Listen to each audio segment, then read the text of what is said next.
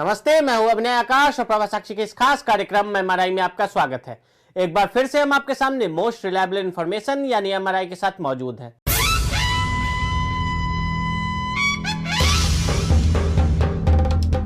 संस्कृति का सार बिहार है, गौरव अपार बिहार है, ये कर्म भूमि महान की, गंगा की धार बिहार है। बिहार की जनता ने नीतीश कुमार जी को नकार दिया। ये धरती महावीर बुद्ध की, स्वतंत्रता के युद्ध की, ये राजनीति की शुद्धि की, जय प्रकाश की हुंकार है, गौरव अपार बिहार है। उम्मीद बहुत थी हमारे आज के मौजूदा मुख्यमंत्री जी से। मेरी खुद की बहुत उनसे उम्मीदें थी, अपेक्षाएं थी। पर 2005 से लेकर 2020 तक का अगर आप उनका कार्यकाल देखें तो मुझे नहीं लगता कि जितनी उम्मीदें मुझे एक बिहारी होने के नाते या बिहार की जनता को थी, उन उम्मीदों पर वो खरा उतर पाए।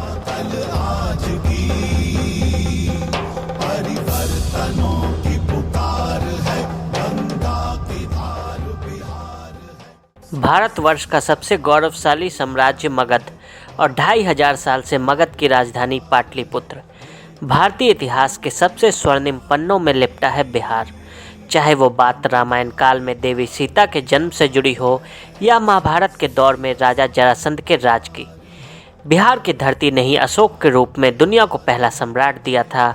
लिच्छवी राजाओं के जरिए संपूर्ण जगत को पहले लोकतांत्रिक गणराज्य की अवधारणा से अवगत कराया। भगवान बुद्ध से लेकर महावीर की भूमि बिहार, जहाँ सबसे बड़े घमासान के लिए ज़मीन तैयार हो रही है और सबसे बड़े जंग में हर महारथी अपना सबसे धारदार हथियार आजमाने की कोशिश में है। ऐसे में चर्चा ये भी चल पड़ी है कि आखिर किसके दावों का रंग कितना चोखा होगा और किसके वादों का रंग सिर्फ और सिर्फ धोखा होगा। राजनीति संभावनाओं का खेल है और भविष्य की संभावनाएं जिंदा रखने के लिए इस खेल को अंतिम क्षण तक खेलना सियासतदारों की मजबूरी भी है और ज़रूरी भी। इस नई संभावनाओं की प्रयोगस्थली बन रहा है बिहार। उठते हैं तूफान, बवंडर भी उठते हैं, जनता जब कोपाकुल हो भ्रिकुटी चढ़ाती है, तो राह समय के रथ की घर घर नाद सुनो, सिंहासन खाली करो कि जनता आती है। दिल्ली के रामलीला मैदान से बिहार के बेटे राष्ट्रकवि रामधारी सिंह दिनकर की यह कविता लोकनायक जयप्रकाश नारायण के मुख से फूटी तो एक सफदरजंग रोड पर बैठी इंदिरा गांधी की गद्दी हिल गई थी। आंदोलन की यह भूमि बिहार इतिहास के पन्नों पर नया अध्याय लिखने में हमेशा आगे रहा है।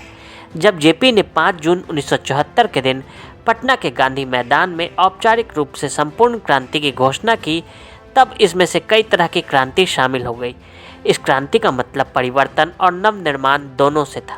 हालांकि एक व्यापक उद्देश्य के लिए शुरू हुआ जेपी का संपूर्ण क्रांति आंदोलन बाद में दूसरी दिशा में मुड़ गया। जयप्रकाश नारायण के संपूर्ण क्रांति आंदोलन शुरू करने का उद्देश्य सिर्फ इंदिरा गांधी की सरकार को हटाना और जनता पार्टी की सरकार को लाना नहीं था, बल्कि उनका उद्देश्य राष्ट्रीय राजनीति में बड़ा बदलाव करना था। साथ ही यह आंदोलन व्यवस्था परिवर्तन के लिए था।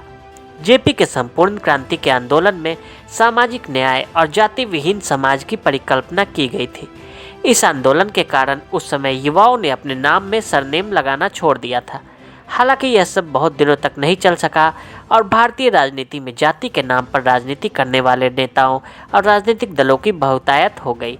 इसके बाद ही देश में लालू, मुलायम, नीतीश और रामविलास पासवान जैसे नेता उभर कर आए। कर्पूरी ठाकुर ने की सामाजिक बदलाव की शुरुआत। 1967 में पहली बार उप मुख्यमंत्री बनने पर उन्होंने अंग्रेजी की अनिवार्यता को ख़त्म किया। इसके चलते उनकी आलोचना भी खूब हुई, लेकिन हकीकत यह है कि उन्होंने शिक्षा को आम लोगों तक पहुंचाया। इस दौर में अंग्रेजी में फेल मैट्रिक पास लोगों का मजाक कर्पूरी डिवीज़न से पास हुए हैं कहकर उड़ाया जाता रहा।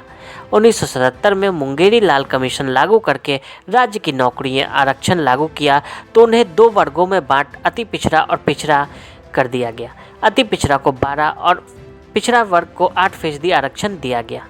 जेपी की पाठशाला से निकल लालू, सुशील मोदी, नीतीश और पासवान या फिर कर्पूरी ठाकुर के हाथों में सूबे की कमान, उस दौर से ही जाति की राजनीति बिहार में इतने गहराई से धंसी कि उससे पीछा छुड़ा पाना आज तक मुमकिन नहीं हुआ। बिहार में जातिगत वोटरों की बात करें तो यादव 13%, कुर्मी 3%, कुशवाहा 3%, तेली 2%, महादलित 10%, दलित पासवान दुसाद 6%, मुस्लिम 16%, भूमिहार 6%, ब्राह्मण 7%, राजपूत 9%, कायस्थ 3%, आदिवासी 1.3%, अन्य 1%। सेशन बनाम लालू की जंग। 1995 का विधानसभा चुनाव बिहार के चुनावी इतिहास का सबसे कठिन अध्याय रहा। उस वक्त लालू प्रसाद यादव मुख्यमंत्री थे। तत्कालीन मुख्य चुनाव आयुक्त टी.एन. शेषन को तमाम विपक्षी दलों ने लालू की ओर से चुनाव में धांधली किए जाने की आशंका जताई। इसके बाद शेषन ने साफ चुनाव कराने की इतनी कोशिश की कि उनकी लालू से ठन गई। लालू ने शेषन को चुनौती दी कि वह कुछ भी कर ले, जिन उनका ही निकलेगा। चुनाव परिणाम में लालू की जीत हुई। पहली बूथ कैप्चरिंग। बिहार चुनाव में राजनीतिक दलों की ओर से बरसों से कई तरह के तमाम हथकंडे अपनाए जाते रहे हैं। इसकी मिसाल यही है कि पूरे देश में बूथ को कैप्चर कर मनमाने तरीके से वोट डलवाने की पहली वारदात बिहार में ही दर्ज की गई। क्या है बिहार चुनाव का महत्व?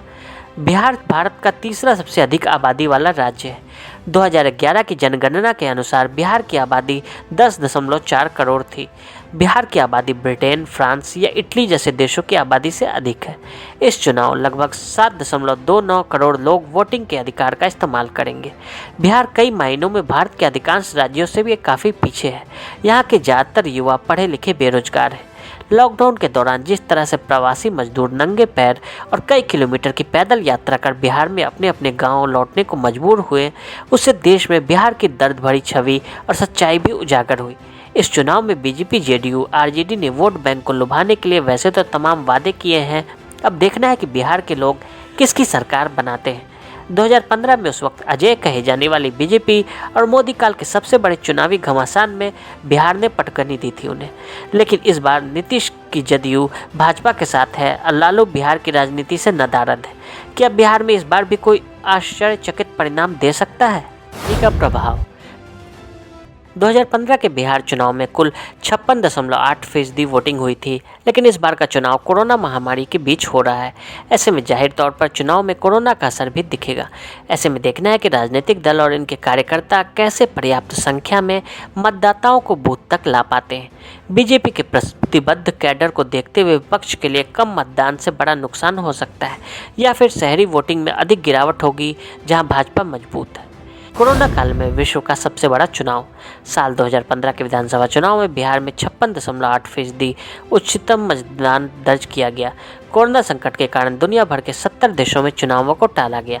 बिहार चुनाव के तारीखों की घोषणा करते वक्त मुख्य चुनाव आयुक्त ने बिहार के चुनाव को कोरोना काल का सबसे बड़ा चुनाव बताया था।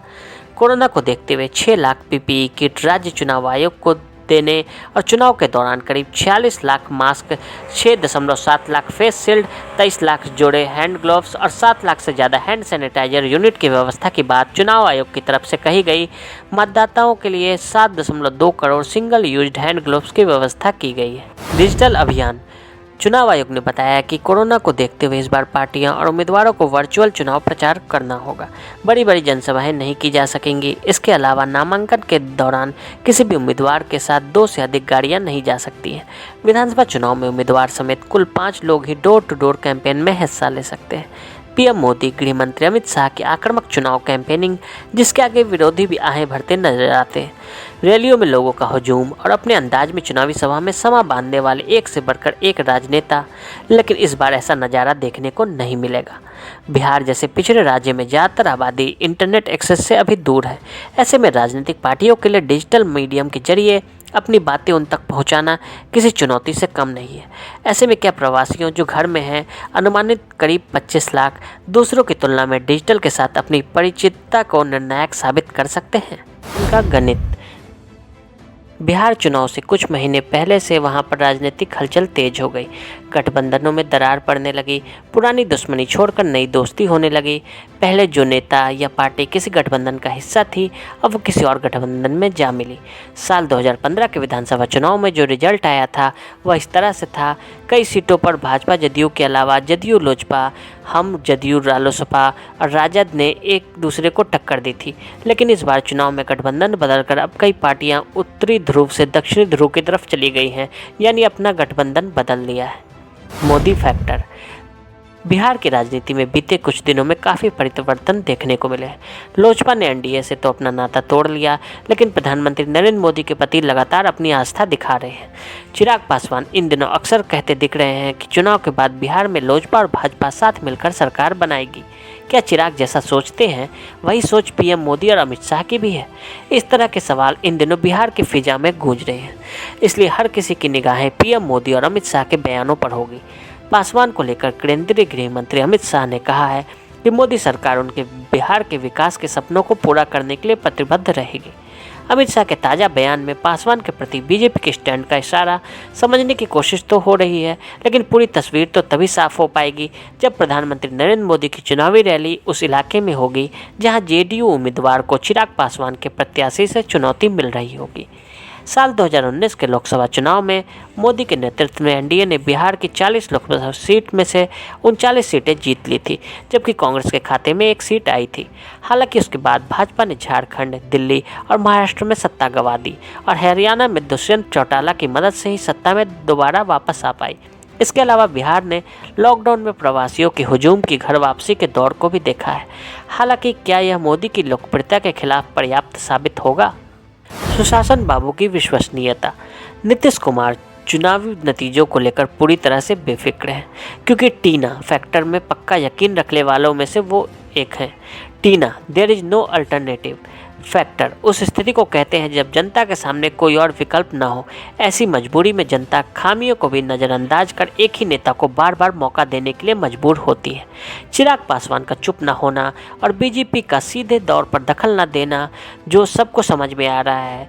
दूसरों को भले लग रहा हो कि चिराग पासवान उनके खिलाफ हर तरफ से धावा बोले हुए हैं, लेकिन नीतीश कुमार ऐसा कुछ भी जाहिर नहीं करते। यहाँ तक कि पूछने पर भी ऐसे ही संकेत देते हैं जैसे कुछ हुआ ही नहीं हो। नीतीश कुमार को ये तो मालूम है कि बगैर बैसाखी के चुनावों में उनके लिए 2 कदम आगे बढ़ाना भी भारी पड़ेंगे। बैसाखी भी कोई मामूली नहीं बल्कि इतनी मजबूत होनी चाहिए जो साथ में पूरी ताकत से डटी रहे, विरोधी पक्ष की ताकत पर भी बीस पड़े। अगर वो बीजेपी को बैसाखी बनाते हैं तो विरोध में खड़े लालू परिवार पर भारी पड़ते हैं, और अगर लालू यादव के साथ मैदान में उतरते हैं तो बीजेपी की ताकत हवाई कर देते हैं। लेकिन राजनीति में एंटी इनकम्बेंसी भी कोई चीज़ होती है। ना पासवान कैसे गूंजेगा बिहार का आसमान। बिहार के पिछले 4 दशकों के चुनाव में ऐसा पहली बार होगा कि प्रदेश के 2 सबसे बड़ी शख्सियत इस चुनाव में अपनी मौजूदगी दर्ज नहीं करा सकेंगे। अपनी वाकपटुता और गवई अंदाज से लोगों को हंसाने में माहिर लालू, जिनकी बातें और जुमले सुनकर या उनके बोलने के अंदाज पर लोग अपनी मुस्कान न रोक पाएं। ठेठ देसी अंदाज में जनता के साथ सीधा संवाद करने वाले देश के इकलौते ऐसे राजनेता लालू प्रसाद यादव 2014 की लोकसभा और 2015 के विधानसभा चुनाव के दौरान जमानत पर बाहर रहते हुए जमकर चुनाव प्रचार किया था। 2005 से 2015 के बीच तो ऐसा लग रहा था कि मतदाताओं पर लालू यादव का जादू खत्म हो चुका है, लेकिन 2015 के विधानसभा चुनाव के दौरान लालू यादव की रैलियों में उमड़ी भीड़ और उस भीड़ को राजनीतिज्ञ लालू ने ऐसा मोल्ड किया कि बिहार की जनता ने एक बार फिर उन्हें सत्ता का स्वाद चखा दिया। चारा घोटाला में दोषी करार दिए जाने के बाद लालू प्रसाद यादव पिछले 3 साल से रांची जेल में बंद है। बिहार विधानसभा चुनाव 2020 दूसरा मौका होगा जब लालू प्रसाद बिहार के चुनाव में मौजूद नहीं रहेंगे। 2019 के लोकसभा चुनाव में बगैर लालू आरजेडी का खाता तक नहीं खोल सकी।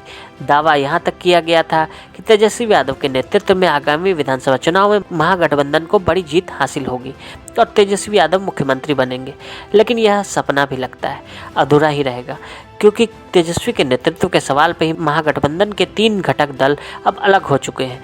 पिछले महीने लालू के करीबी नेता रघुवंश प्रसाद सिंह ने ताउम्र लालू की छाया में रहने के बाद अपने जीवन के आखिरी दिनों में राजद का साथ छोड़ दिया।